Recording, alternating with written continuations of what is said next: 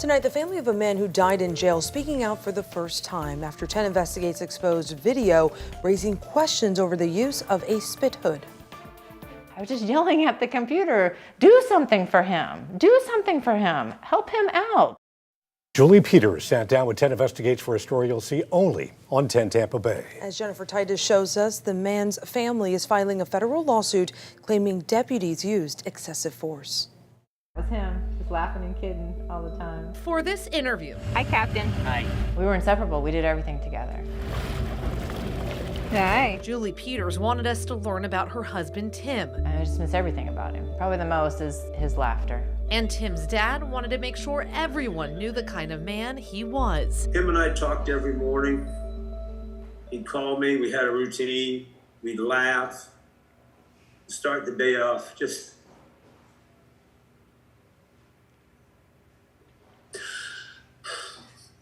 I miss my boy. He did not deserve that.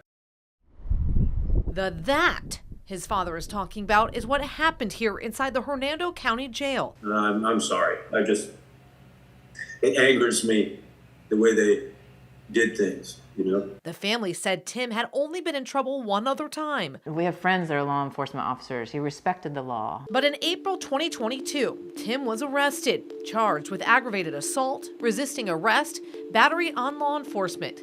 Deputies said he appeared intoxicated and was incoherent. His family says he had been on a drinking binge and was in the middle of a mental health crisis. And that just wasn't Tim either. So during that whole time, that was not my Tim that was there. His wife hoped he was being taken to a psychiatric hospital. Instead, he was taken to jail. After 48 hours in custody, she got a call from a hospital nurse. She kept saying, you need to come now. You need to come now. Like, what do you mean? I thought he was in the detention center, waiting for me to bond him out. What do you mean he's in the ICU? At this point, all Julie wanted was answers. What I was originally told was that they were going to move him, he became agitated, and they were going to move him from the cell that they had him into a more comfortable cell. For, I guess, someone that was going through a mental health episode or agitated, very agitated. She didn't know what really happened until 10 Investigates obtained video showing the events leading up to Timothy Peters' death. I didn't know any of that until I'd seen the video. When I saw the full video, then I just couldn't believe it. I was just so angry, and just so mad. Our investigation uncovered Peters was not only pepper sprayed, but at one point, 2 spit hoods were put over his head. I was just yelling at the computer, do something for him, do something for him, help him out. I mean, you can tell he was in such an awful state, and it wasn't getting any better. She contacted attorney Thomas Robinal. They come in, and rather than give him any treatment, psychological treatment or medical treatment, they pepper spray him in the face. And it takes them 3 attempts to get the pepper spray directly into his face, and then immediately they put the spit mask on his head. What did they think was going to happen? You have to decontaminate an inmate after you pepper spray them before you put a mask over their head.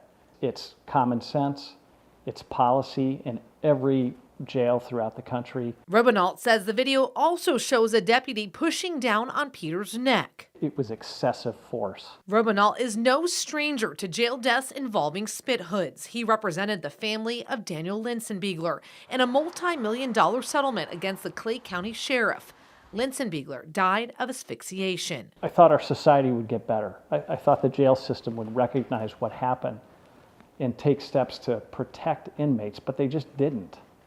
And there's no uniform policies. That's what we need. We would all take all the dogs up there and play and go hike on the trail. Julie says change is obviously needed. All she has left of her husband is photos. I just miss him. You know, I miss everything about him. Tim Peters says he just wishes the phone could ring one more time with his son on the other end. I just love Timmy so much, and I miss him so much. All the conversation that we have every day we talk. I miss that so much. I don't know what else to say about. I mean, I could think of a million things, but how do you sum up somebody's life in 5 minutes?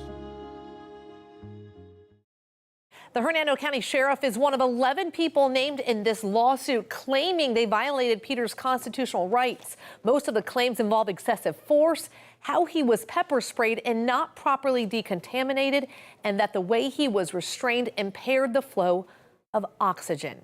We reached out to the Hernando County Sheriff's Office about the lawsuit. They said they are unable to provide a comment on cases that are in litigation. You can see more of the video in our original investigation online at 10tampabay.com/10investigates.